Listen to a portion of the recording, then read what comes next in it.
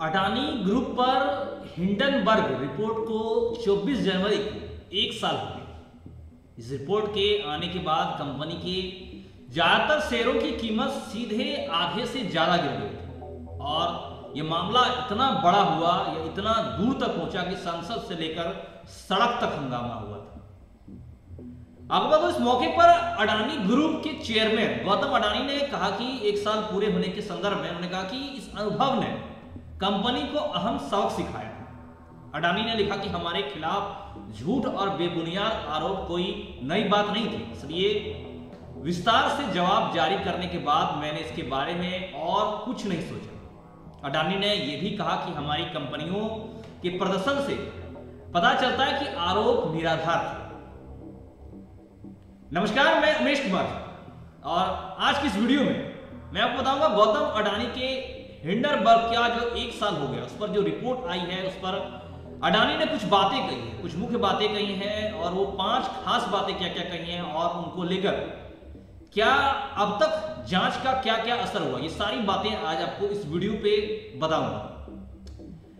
हालांकि इस हिंडनबर्ग की रिपोर्ट के बारे में अडानी तो कहते हैं कि ये एक निराधार था और इसलिए उन्होंने इस आधार पर अपने एक अनुभव शेयर किया, क्योंकि उसके साथ ही उन्होंने वो खास बातें बताई अनुभव के साथ और ये कहते हुए बताया कि ऐसा किसी और के साथ भी हो सकता है, इसलिए मैं अपने अनुभव शेयर कर रहा हूं। अडानी के अनुभव की जो एक लेटर तैयार की, दरअसल अडानी के लेटर की 5 खास बातें जो है आपको एक एक करके बता देता हूं। दरअसल उन्होंने कहा कि मीडिया में कुछ लोगों की मदद से हमारे खिलाफ ये झूठ इतने तीखे थे कि हमारे पोर्टफोलियो के मार्केट कैप में काफी कमी है। मुझे इस बात की ज्यादा परेशानी थी कि हजारों छोटे निवेशकों ने अपनी बचत खो दी। हमारे विरोधियों की योजना अगर पूरी तरह से सफल हो जाती तो इससे बड़ी समस्या हो सकती थी। ये एक पहली मुख्य बात, खास बात उन्होंने कही। दूसरी खास बात उन्होंने गौतम अडानी के लेटर की दूसरी खास बात यह है कि उन्होंने ये कहा कि संकट से निपटने के लिए कोई रोड मैप नहीं था। उन्होंने अपने अनुभव शेयर करते हुए बताया कि इस संकट से निपटने के लिए कोई उनके पास रोड मैप नहीं था कि क्या करना है। अपने कारोबार पर विश्वास ने उन्हें अलग राह अपनाने की हिम्मत दी। उन्होंने कहा कि सबसे पहले तो हमने 20,000 करोड़ रुपए का एफपीओ लाने के बाद उस रकम को वापस लौटाने का फैसला लिया। यह कॉर्पोरेट इतिहास में नया कदम था जो दिखाता है कि हम निवेशकों के हित और नैतिक कारोबार को लेकर कितने गंभीर हैं। हमने तथ्यों को पारदर्शी ढंग से रखा। ये तीसरी बात उन्होंने कहा कि हमने तथ्यों को पारदर्शी ढंग से रखा। अनुभव शेयर करते हुए कहा कि कहानी का अपना पक्ष बताने पर ध्यान दिया। पारदर्शी रखते हुए कहानी पर अपना पक्ष बताते ध्यान रखा, जोर दिया कि अपना पक्ष क्या है उसको सामने रखा। इससे हमारे ग्रुप के खिलाफ चलाए जा रहे नेगेटिव कैंपेन का प्रभाव कम हो गया। उन्होंने कहा कि उनके खिलाफ जो नेगेटिव कैंपेन चलाए रहे थे ग्रुप के खिलाफ, उसका प्रभाव कम हो गया। चौथी मुख्य बात उन्होंने कही कि पिछले साल की कठिनाइयों ने उन्हें महत्वपूर्ण सबक सिखाया जो कि उसे मजबूत बनाया। हालांकि उन्होंने यह भी कहा कि हम पर यह हमला और हमारे मजबूत जवाबी कदम निसंदेह एक केस स्टडी बने।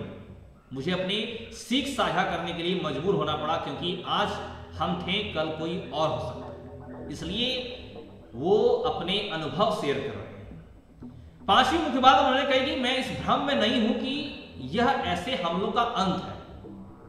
उनका मानना है, उन्होंने कहा कि मेरा मानना है कि हम इस अनुभव से और ज्यादा मजबूत होकर उभरे हैं और भारत की विकास गाथा में अपना विनम्र योगदान जारी रखने के अपने संकल्प में और अधिक दृढ़ हैं। गौतम अडानी के लेटर की ये 5 मुख्य बातें थी। दरअसल गौतम अडानी एक साल के हिंडनबर्ग रिपोर्ट के एक साल होने के पर उन्होंने इस दौरान अपने स्ट्रगल, इस दौरान क्या बातें हुई, क्या समस्याएं हुई, क्या उन्होंने पारदर्शिता रखी, इनको लेकर पूरे एक साल के दौरान अपने अनुभव को शेयर किया। उन्होंने अपने अनुभव को शेयर करते हुए कहा कि ऐसा किसी और के साथ ना हो, इसलिए मैं ये अनुभव शेयर कर रहा हूं और मैं इससे काफी कुछ सीखा।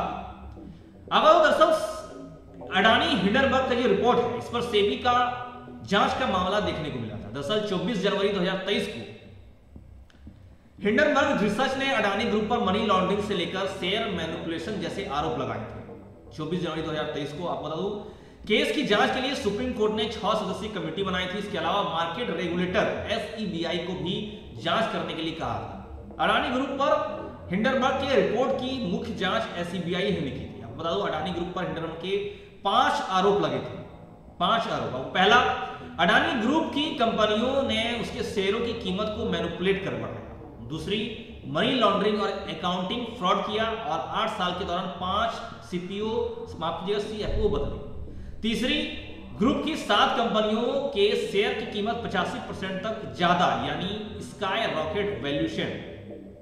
चौथा, अडानी ग्रुप पर 2.20 लाख करोड़ का कर्ज और ये उसकी कंपनियों की हैसियत से ज्यादा।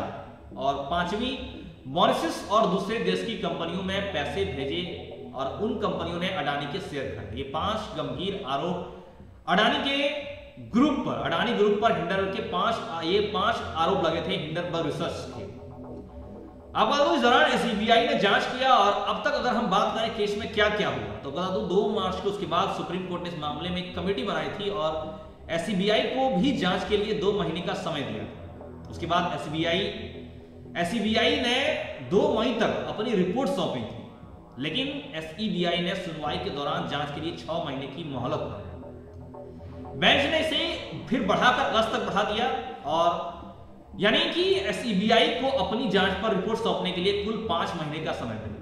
फिर 14 अगस्त को एसबीआई ने अपनी जांच पूरी करने और रिपोर्ट सौंपने के लिए सुप्रीम कोर्ट से 15 दिन का समय और मांगा। फिर 25 अगस्त को एसबीआई ने सुप्रीम कोर्ट में स्टेट इस रिपोर्ट की फाइल की और बताया कि 22 जांच फाइनल हो चुकी है और 2 अधूरी है। फिर 24 नवंबर 2023 को सुप्रीम कोर्ट ने फैसला सुरक्षित रखा था और कहा था कि हिंडनबर्ग की रिपोर्ट को सही मानने की जरूरत नहीं है।